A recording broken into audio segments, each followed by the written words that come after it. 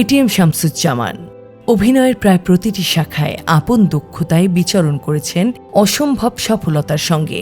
একাধারে তিনি অভিনেতা, পরিচালক, কাহিনীকার, চিত্রনাট্যকার ও সংলাপ রচয়িতা। এটিএম শামসুজ্জামান 1941 সালের 10 সেপ্টেম্বর নোয়াখালীর দৌলতপুরের নানাবাড়িতে জন্মগ্রহণ করেন। তার গ্রামের বাড়ি লক্ষ্মীপুর জেলায়। বেড়ে উঠেছেন ঢাকার সূত্রাপুরে পৈতৃক বাড়িতে। এটিএম শামসুজ্জামানের শুরুটা হয় মঞ্চ থেকে। তার দীর্ঘ চলচ্চিত্র জীবনের শুরু 1961 সালে পরিচালক উদয়ন চৌধুরীর বিষকন্যা চলচ্চিত্রে সহকারী পরিচালক হিসেবে। প্রথম কাহিনী ও চিত্রনাট্য লিখেছেন জলছবি চলচ্চিত্রের জন্য। এছাড়াও তিনি খান আতাউর রহমান, কাজী জহির, সুভাষ দত্তের সহকারী পরিচালক হিসেবে কাজ করেছেন। অভিনেতা হিসেবে এটিএম শামসুজ্জামানের চলচ্চিত্র পর্দায় আগমন 1965 সালে কৌতুক অভিনেতা হিসেবে।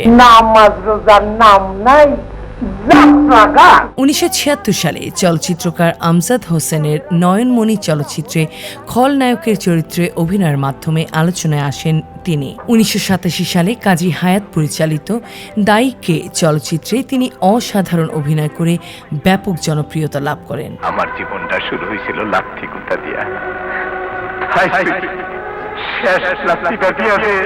লাঠিয়ান, অশিক্ষিত, গোলাপি এখন ট্রেনে, পদ্মা মেঘনা যমুনা, স্বপ্নের নায়ক, অনন্ত প্রেম, দোলনা, অচেনা, মোল্লাবাড়ির বউ, হাজার বছর ধরে, জাদুর বাঁশি, রামের সুমতি, মন বসে না পড়ার টেবিলে, চোরাবালি সহ অসংখ্য চলচ্চিত্রে ভিন্নমুখী চরিত্রে অভিনয় করে এটিএম শামসুজ্জামান দর্শক হৃদয়ে স্থান করে নিয়েছেন।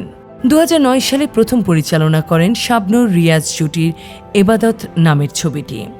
অভিনয়ের জন্য আজীবন সম্মাননা সহ জাতীয় চলচ্চিত্র পুরস্কার পেয়েছেন 6 বার।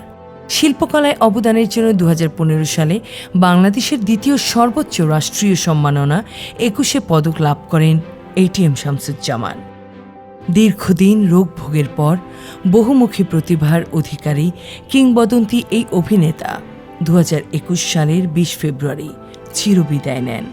আর তারই সাথে নিভে যায় বাংলা চলচ্চিত্রের একটি অধ্যায়।